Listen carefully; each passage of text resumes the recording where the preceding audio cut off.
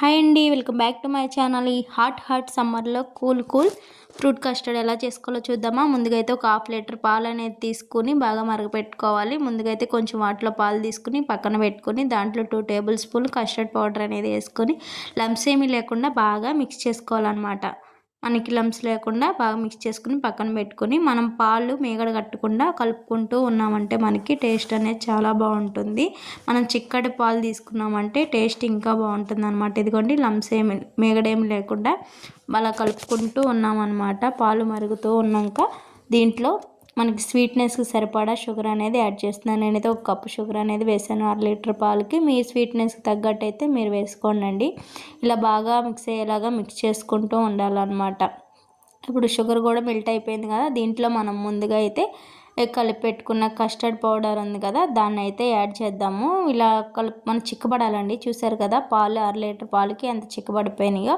ఇప్పుడు దీంట్లో చిక్కబడిన తర్వాత ఇప్పుడు మనం ముందుగా తీసుకున్న కార్న్ఫ్లవర్ని పాలను అయితే దీంట్లో యాడ్ చేద్దాము. అసలు మెయిన్ ఇక్కడే ఉందన్నమాట. మనం ఇలా వదిలేసామంటే లంప్స్ అనేది కడతాయండి. ఇలా తిప్పుకుంటూ ఉండాలి. ఇలా తిప్పుకుంటూ ఉన్నామంటే మనకి లంప్స్ ఏం లేకుండా టేస్ట్ కూడా చాలా బాగుంటుంది.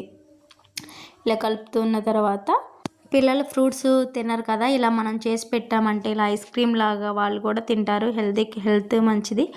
అలాగే మనకి ఫ్రూట్స్ కూడా అన్నీ తింటారు కదా. అప్పుడప్పుడు ఈ సమ్మర్లో ఇలా చేసి పెట్టండి, చాలా బాగుంటుంది. రాని వాళ్ళు కూడా త్వరగా చేసేసుకోవచ్చు. పర్ఫెక్ట్గా కూడా వస్తుందన్నమాట. చూసారు కదా ఇలా చిక్కబడుతుంది కదా.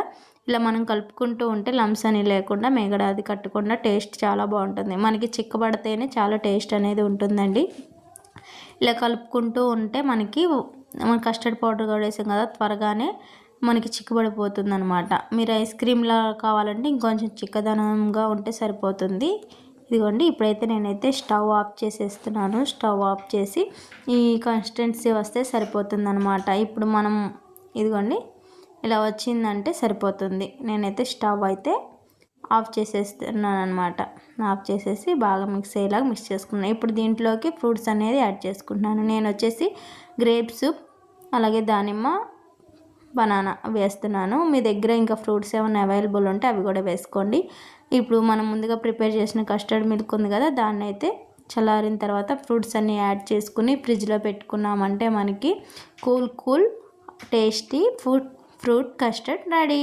ఇంకెందుకు ఆలస్యం, మీరు కూడా ట్రై చేసి ఎలా ఉందనేది నాకు కామెంట్ రూపంలో తెలియజేయడం మర్చిపోవద్దు. చాలా అంటే చాలా సింపుల్గా అలాగే చాలా టేస్టీగా కూడా మనకి ఉంటుందన్నమాట. బయట కొనే వాటికన్నా ఇంట్లోనే హెల్తీగా ఇలా చేసుకున్నామంటే ఈ సమ్మర్లో మంచి స్నాక్ రెసిపీ అలాగే హెల్తీ రెసిపీ అని కూడా చెప్తాను అనమాట. మరి ఇంకెందుకు ఆలస్యం, నచ్చితే like, share, subscribe. Thank you.